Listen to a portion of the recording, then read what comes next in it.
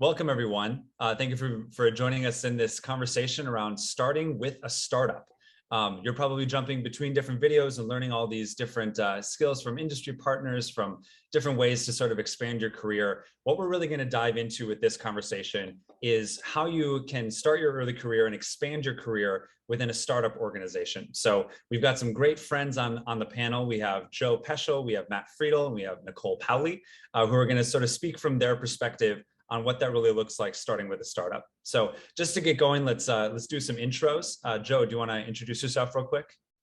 Absolutely. Thank you so much, Aaron. This is an awesome privilege to be on this call with all these other fine panelists too. My name is Joe Poeschl. I'm the program director and one of the co-founders of the Commons.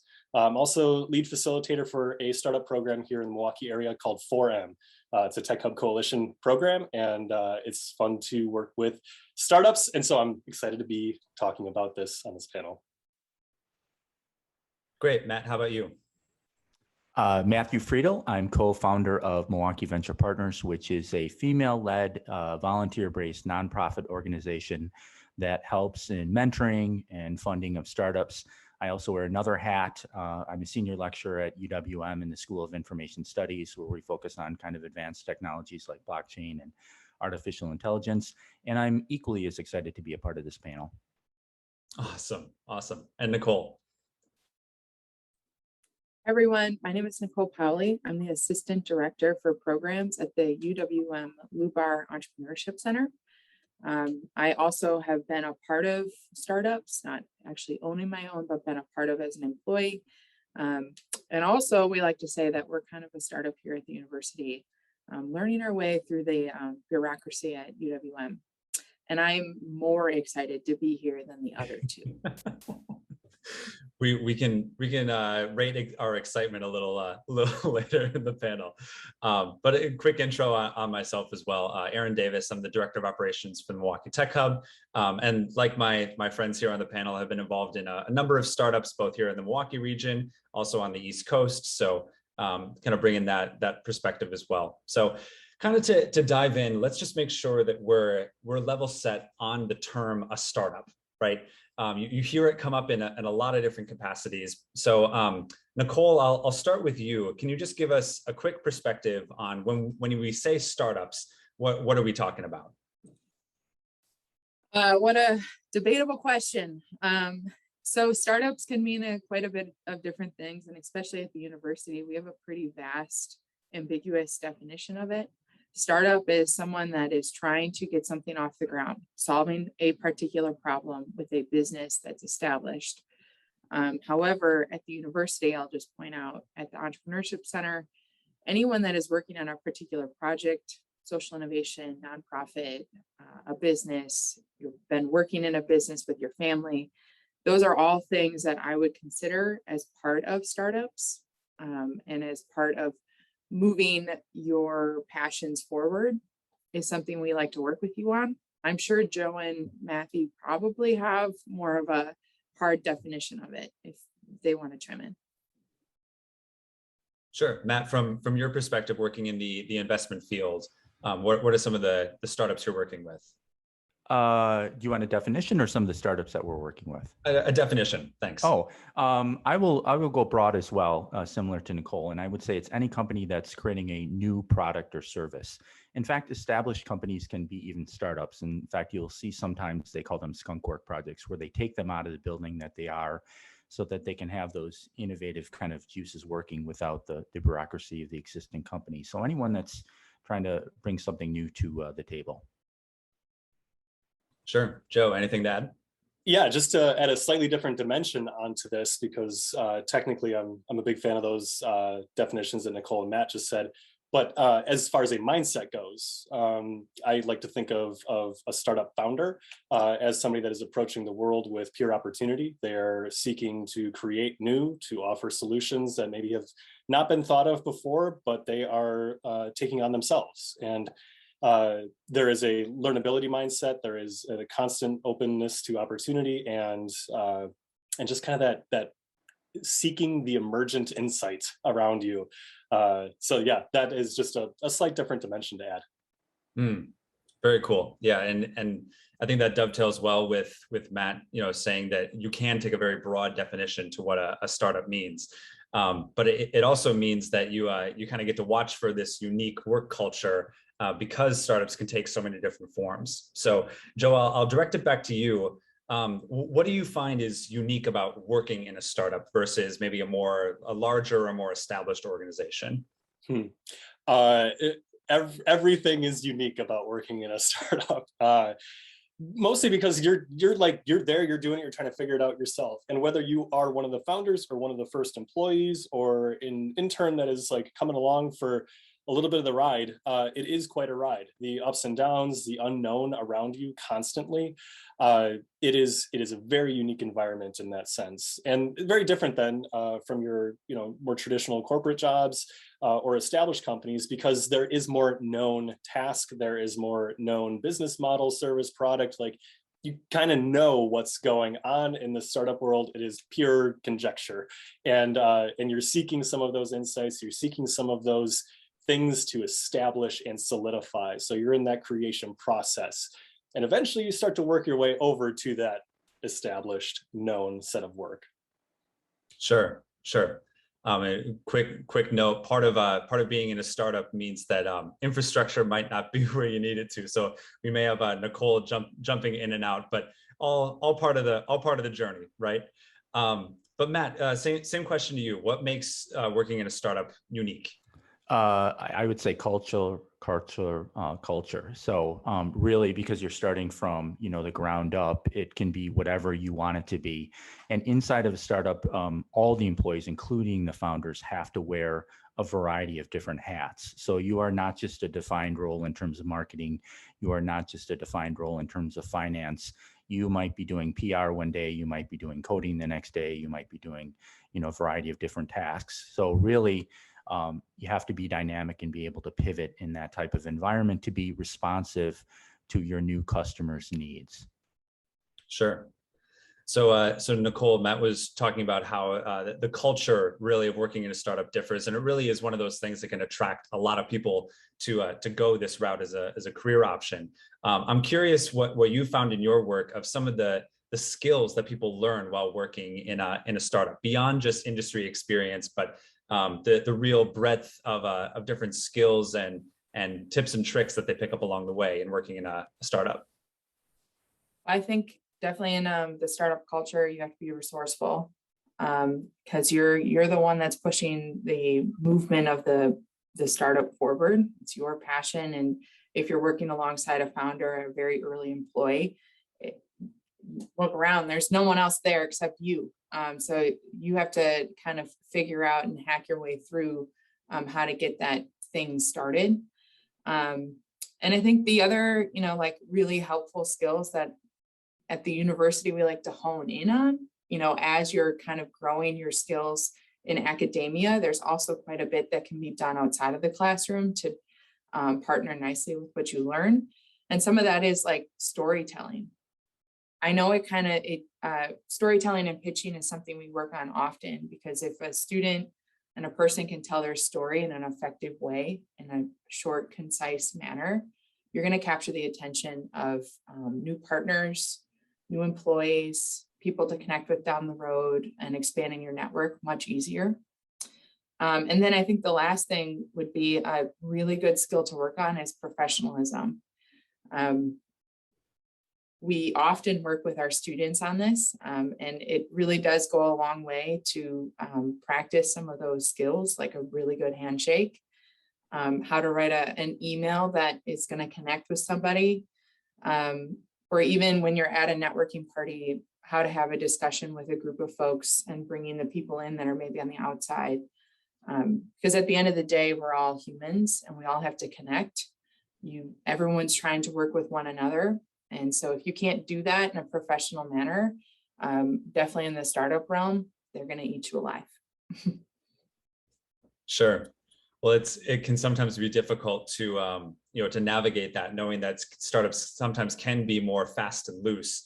But when you're really trying to establish yourself as a brand, that really professional lens is certainly something that people can kind of get lost in a little bit. So, and I'm guessing that that poses a challenge in working in a startup. I'll kick it back to you, Nicole. What startup or what challenges maybe have you found that people face when they're either thinking about or working for a startup the first time? I think it can be really overwhelming. I think a lot of people are used to having a list of job duties that are handed to them, and then they're told what to do and how to do it. I think that's probably the hardest part for students to wrap their head around. Even in classes, we try to work with our faculty and staff to start bringing in some of those elements into class, like an ambiguous project that's going to help hone those skills, because you're not going to be handed a brief every time. You're not going to be handed, you're not going to have always a professor there to answer your questions. So I think that's probably the hardest part for the young people that are coming out of our education system right now, is trying to accomplish things without someone telling you how to do it. Sure. Well, Matt, a question for you, even from an investor and advisor perspective, how have you found that best people navigate those challenges of maybe feeling overwhelmed, sometimes feeling lost? What are some of the ways the startups you're working with have navigated those challenges? Yeah, there's a term, it's fail forward, fail fast. And what you have to be willing to do is to try new things. And if it doesn't work, you pivot. So if you look at some of the really successful companies, it wasn't like they were just successful out of the gate. They had some failures under their belt. They learned from those failures and then they moved forward. So I think if you work as a founder or as an employee in that dynamic culture that I kind of talked about, you can't be afraid to try something. And if it doesn't work, you pivot and then you move forward. Sure. Joe, anything to add on that? Just to use two different words for what Matt and Nicole have been saying, like the adaptability and learnability. Those as a mindset and a skill set are just like the ultimate combo, because when the world is shifting around you, if you can have the confidence to say, you know what, I don't know how to do that, but I'm going to go figure it out. That is like the thing that goes through everyone's head in a startup every single day of the week, every single hour of the day. It hasn't been done before. Maybe no one in the company has ever done that thing before, but we need to accomplish it. And so we will go figure it out and do it to the best of our ability. But I mean, watching the right YouTube video, reading the right book, reading the right blog article can like get us, we can leverage what others have learned and tried and get us to the point where we can accomplish a given task without really knowing what the final result may be. We're all just sort of guessing our way through life and doing it to the best of our ability. And so that is the startup way right there. Sure. Well, I know I'm the moderator here, but I'll tell just a quick story. So I first worked for a startup in 2011 as an intern, as a marketing intern. And on my first day, my boss asked me to revamp our company's search engine optimization. Left that meeting saying, absolutely, I can totally do that for you. Walked to my desk, which is around the corner, and instantly typed in, what is search engine optimization, right? And so, Nicole, it speaks to your point too about that ability to be resourceful and be creative, right? So even with the skills that you really should have, Nicole, we'll start with you. What are some of the skills that you can expect to learn in being in a startup environment? I guess something that I didn't anticipate when I was a part of a startup was the amount of self-growth that was happening. As Matthew was pointing out, that failing forward, and sometimes it doesn't work. Something you really have to do is understand and learn from those mistakes. And because when you start learning from those, you're gonna grow professionally and personally in ways that you probably would never have anticipated, especially if you're just in a position where the PD was just handed to you. Another thing that I think a lot of our startup students learn is how to talk to strangers. I know it seems kind of obvious, and I actually was listening to this on my way into work today on NPR. Is that because our phones have been such an easy way to rely on communication with people and using emojis to communicate, it's a little difficult to actually reconnect with people. And I even coming back into the workplace. Obviously, we're all masked now, but still you have to now go talk to strangers, and honing in on that skill is something you're going to learn, especially in the startup world, because as everyone else was saying, you're kind of alone in this venture. So you have to meet new people in order to get that resource or that network expanded. Sure. Matt, does that resonate with you from your experience? Yeah, I would say the number one skill that is needed and the number one skill that is learned is to be a problem solver. And if you are not a problem solver, your company won't survive. I mean, that's as simple as it is. So, I would look to gain on, like you said, you're handed something that's ambiguous, and then now you have to go figure it out on your own. And sometimes that's a challenge to do. And that's where that aspect of giving overwhelming, can come into play. But I think being a problem solver is a much needed skill in startups that you will learn and acquire. Sure. So Joe, I'm curious if you'll take a little challenge with me. So let's say there's someone in their early career, maybe just out of school, or is looking to make a career change. How would you recommend that they really nail an interview at a startup, either with a co-founder, with a founder? But what are some of those attributes and traits that they can really bring out about themselves to make a founder really have their ears perk up? That's interesting. I think what you can do, and here, everyone that is watching this video can do this like over the weekend, okay? If you have any interest in ever even applying for a job at a startup, a young growing company, go ahead and this weekend, think of your own business idea, or not even a business idea, just create something. Have something that you can add to your resume and maybe even show as like a portfolio piece, so to speak. But at least be able to tell the story of, well, you know what, I think I can thrive here because I've created something in the past. I've done this. And it doesn't have to be this big, billion-dollar idea. I have been thoroughly impressed with young talent that have like created an interesting visual blog where they walk around town and take pictures of inanimate objects that have faces in them or something like that. Like these little moments of creativity where you put yourself out there, you did something, and you were comfortable enough to put your name on it as well. Like that is the startup mentality. That is showing that desire to do something, create something, figure it out on your own. And I think that evidence is what every startup is going to be seeking in their employees. And again, it can be something stupid simple, and it can be very quick and easy. Granted, you can make it very complex as well, and more power to you. But I think having that thing for your interview and having that story to tell is going to get those, the perking of the ears. That's how I would do it. Sure. Well, I bet that married together with a good professional handshake and a good professional email and communications makes for a winning pair. So to kind of conclude, I have just a couple more questions. And I want to talk about Milwaukee for a second, right? Whenever we hear the word startups, I feel like our minds always jump to the coasts or to another place. But Matt, I'll start with you. What does Milwaukee have to offer in terms of its startup ecosystem? Wow, it has a lot to offer. And I think even going back 20 years, when I started my software company, there were no resources. There was no generator. There was no 4M. There was no I-Core program. So I think if I was, somebody interested in the startup space, I would look at all of those. And, Joe and I in the past have had conversations about this. You think of them as competing, but actually I think of them as being complementary. And the easiest path to getting in front of me and other Milwaukee venture partners is to go through one of those programs. So I mentor in the 4M program, I mentor in Generator, I mentor in the I-Core program.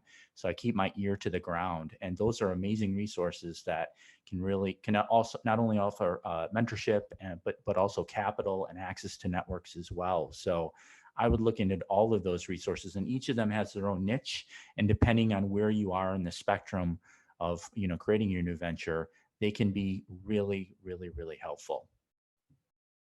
Sure. Nicole, anything you want to add from a UWM perspective, or even just from your own personal experience? Yeah, you know, the coast obviously have a bustling startup culture, but here in Milwaukee, it's a really nice, tight network. And there are some solid gems of people that are willing to be those connectors for you. So once you get into some of those programs, you're going to be launched into a tons of other people in Milwaukee's inbox because you made a connection with them. And it's still that Midwest nice atmosphere in the startup realm here, which maybe we've gotten a little bit of criticism in the past because it's not as aggressive as maybe other places. But the Milwaukee startup culture is extremely supportive. As Matthew was indicating, there are many resources that are available. And I'll say from a university perspective, what better time for you to experiment and try and fail and succeed when you're a university student. So no matter if you're at MSOE, UWM, Marquette, try something because you have a support system and we're going to scaffold you to be successful after you leave the university, but you have access to capital and mentoring that might go away. Even though you're an alumni, it's not going to be there after you graduate. So try hard when you are in school because there's plenty of resources for you. Sure. And I empathize with that so much, Nicole, just on the fact that Milwaukee is a really supportive ecosystem. I mean, entrepreneurship, whether it's you're starting a company or wanting to work for a company that is just getting its start, is a very vulnerable place to be, and aggressive cultures can really kill vulnerability, and not to say that there haven't been a lot of successful founders, but what a better space to be in one that is really supportive and actively wants to see you win and succeed, right? So with that, Joe, bring us home. What resources, what sites, what things should people be looking at if they're interested in starting with a startup? Yeah, I think it's an interesting combination of a lot of different programs that are out there. Many of them are free. Many of them, happen throughout the year. They've got cohorts. They've got cycles. They've got resources that you can tap into on a monthly basis. There's so much out there that you can become involved with. And I would obviously encourage everyone to do that, to put yourself out there, to then meet as many people that are also going to those things, make those network connections. But yeah, Matt, you mentioned some really great stuff that Generator does, the 4M program that I facilitate along with Maggie Fernandez from WePivot. That's a free startup resource for anyone in school or out of it. And I would say that there's just like a lot of great meetup event type things, virtual and more of them are coming in person too, which is really cool.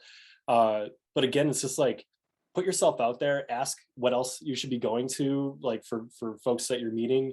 You'll find just how much is hidden and then not so hidden as well. I know like coming up in October, there's the tech week, they'll have a bunch of startup stuff. These sort of things happen throughout the year. So it's out there. And Matt said it earlier, Nicole said it earlier, like getting plugged in. All you got to do is show up. You got to say yes. You got to actually get there, go to that Zoom event, toss out your LinkedIn, say, I'm looking to learn, I'm looking to connect, and people want to help you. It's a really incredible community. Sure. Well, even to take a note from what Nicole said earlier about, being in startups helps you learn to talk to strangers. Anyone watching this video, I would even encourage you to look us up, because a lot about learning about startup culture and what startups have to offer starts with intimate conversations and personal relationships. So hopefully you've gathered that along with just the excitement that some of us share about working with a startup, because it really can be a phenomenal place to start your career. So with that, I'll say thank you to everyone. We greatly appreciate your time and have a great rest of your day. Thank you. Thank you, Aaron. Thanks, Aaron.